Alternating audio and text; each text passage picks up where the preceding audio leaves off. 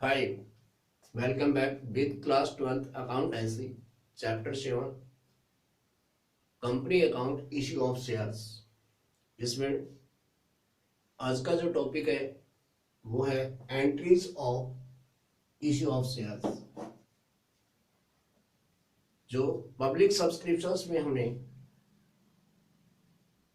Theoretically जो discuss किया regarding of issue of shares, आज हम प्रैक्टिकली इसके ऊपर फोकस करेंगे, entries of issue of shares के ऊपर।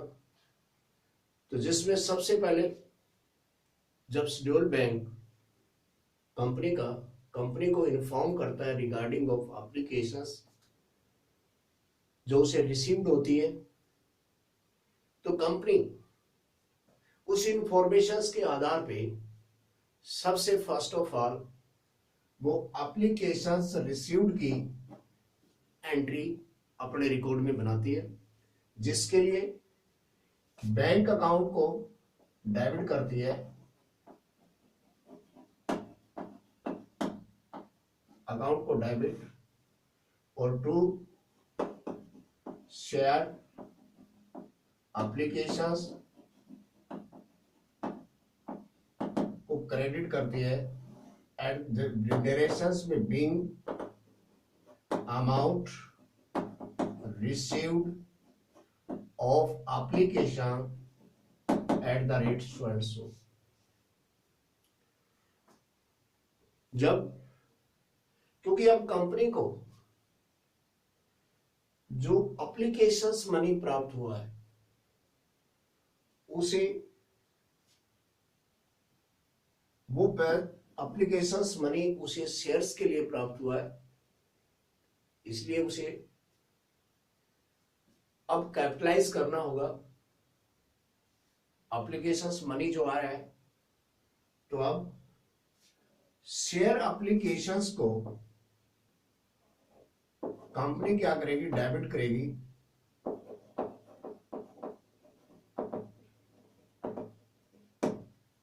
उन एप्लीकेशंस को डेबिट करेगी जिनका जो एप्लीकेशंस फॉर्म है वो सही है और जिन्हें कंपनी ये मानती है कि ये इन शेयर्स होल्डर को शेयर्स है वो अलॉट करने चाहिए, तो उसके लिए शेयर एप्लीकेशंस को वो क्या करेगी, डेबिट करेगी। और टू शेयर कैपिटल को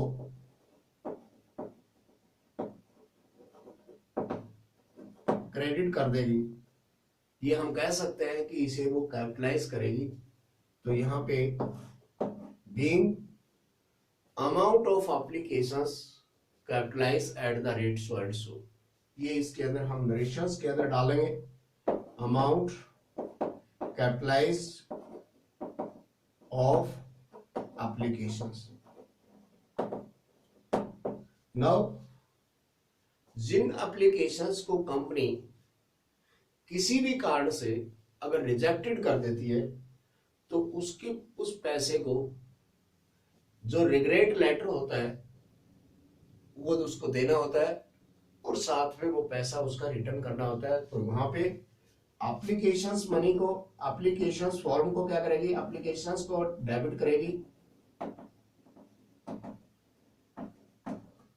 डेबिट, और टू बैंक को क्रेडिट करके उनका जो पैसा जो है, रुपीज जो है, जो एप्लीकेशंस मनी जो कंपनी ने प्राप्त किया उसे वापस कर देती है।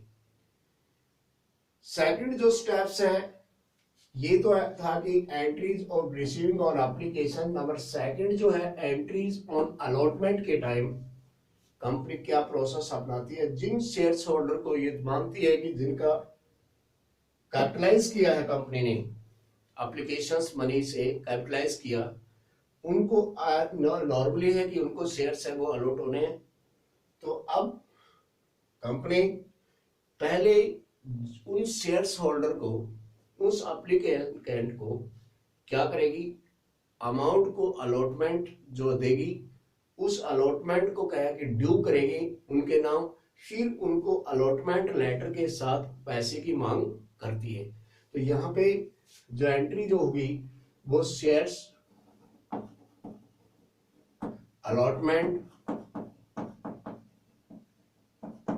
को डेबिट करेगी और टू शेयर्स कैपिटल जितने भी रेट से, क्योंकि ये अमाउंट जो होती है वो 25% से ज्यादा नहीं होती, तो उसको क्या है कि क्रेडिट करेगी being amount due on allotment. ये नरेशंस के अंदर उसको देना होगा। जब अलॉटी जो है, जो कंपनी को पैसा भेज देता है, डिमांड लेटर जब उसको मिलता है, तो उस टाइम वो पैसा शेड्यूल्ड बैंक में उस कंपनी के द्वारा बताए हुए बैंक में जमा करता है। और जब बैंक इन्फॉर्म करता है कंपनी को, तो कंपनी क्या करेगी, बैंक अकाउंट को डेबिट करेगी और टू शेयर्स अलॉटमेंट अकाउंट को क्रेडिट कर देगी। इस तरह से जो being amount of allotment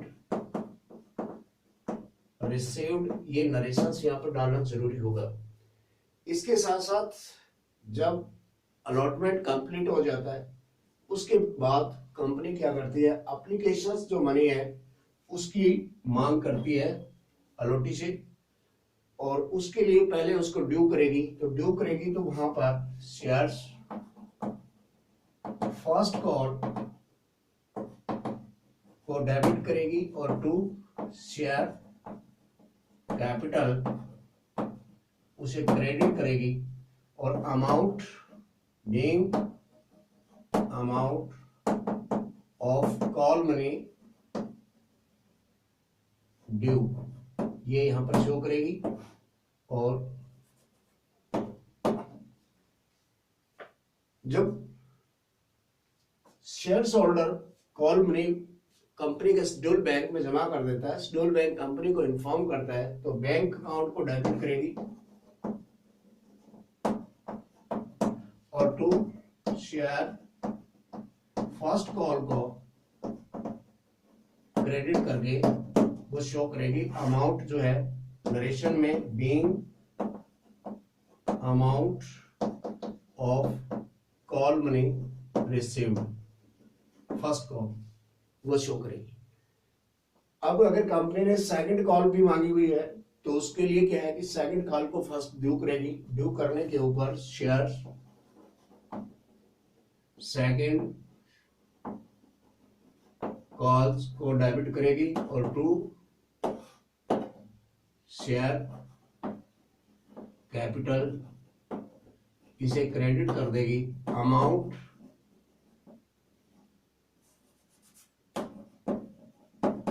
second call due. ये नरेशन में दिखाना बहुत जरूरी है। इसके साथ जो सेकंड कॉल प्राप्त होती है, तो उसमें बैंक अकाउंट को डेबिट करेगी और टू शेयर्स सेकंड कॉल को क्या कर देगी, क्रेडिट करेगी। नरेशन में amount of second call receive. तो बेसिकली ये जो स्टेप्स है कंपनी को इश्यू ऑफ शेयर्स के टाइम जनरली करनी होती हैं। इनमें आगे चल के हम विद क्वेश्चंस के माध्यम से हम इनको सॉर्ट आउट करेंगे, जिसमें डिफरेंट टाइप की जो है वो एंट्रीज होंगी। क्योंकि जो शेयर्स इशू किए जाते हैं वो क्या है कि एट प्रीमियम पे भी इशू किए जा सकते हैं, एट पार पे भी इशू किए जा सकते हैं। तो उनमें से उनकी जो आगे की एंट्री होगी वो विद क्वेश्चंस हम यहाँ पर सॉर्ट आउट करेंगे। और मेरे को आशा है कि इससे आपको काफी बेनिफिट होगा। ये वीडियोस केवल क्लास 12 के बच्चों के लिए नहीं, वो बच्चे जो इसके अंदर सीपीटी का टेस्ट भी करना चाहते हैं, दूसरा सीए के टेस्ट का तैयारी कर रहे हैं और साथ सीजीएल की जो तैयारी कर रहे हैं, उनके लिए भी बेनिफिट होने वाला है इस वीडियोस के माध्यम से। तो ये आपको, मेरे को उम्मीद है कि आपने ये काफी इससे बेनिफिट होगा। और जिन्होंने इसे सब्सक्राइब नहीं किया चैनल को, तो चैनल को सब्सक्राइब कीजिए ताकि न्यू नोटिफिकेशंस आपको इसमें मिलता रहे। और इस वीडियो की जो पिछली जो वीडियो थी उसका लिंक आपको डिस्क्रिप्शन में मिलेगा। Thanks, have a nice day.